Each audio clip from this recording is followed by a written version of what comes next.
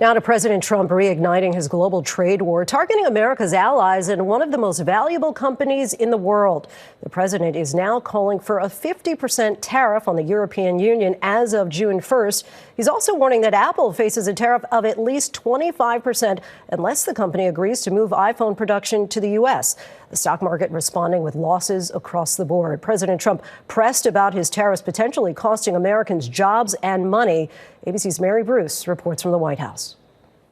Tonight, President Trump reigniting his trade war, threatening to impose a 50% tariff on European products and warning American tech giant Apple it will face a 25% tariff if iPhones aren't fully made in the U.S. It's time that we play the game the way I know how to play the game. The announcement injecting fresh uncertainty into the markets, stocks sliding. Trump says ongoing trade talks with the EU, one of our largest trading partners, are, quote, going nowhere. Hoping to light a fire, the president now says that 50% tariff will go into effect a little over a week from now on June 1st. We'll determine that. Sir? Is there anything the EU can do? I don't know. We're going to see what happens. But right now it's going on June 1st.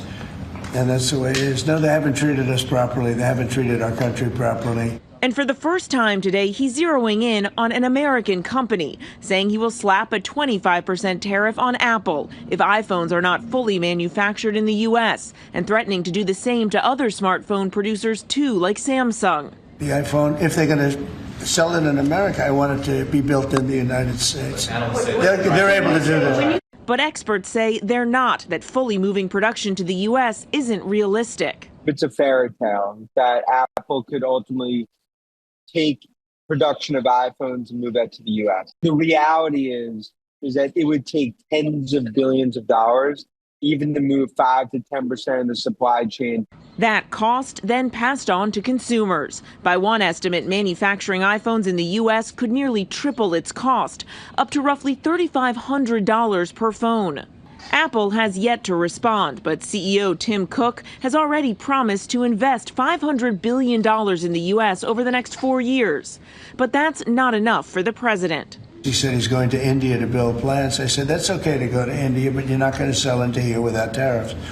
And that's the way it is. As Americans brace for potential price hikes, tonight Trump is facing questions about whether he's profiting off the presidency after his exclusive dinner last night for top investors in his cryptocurrency venture.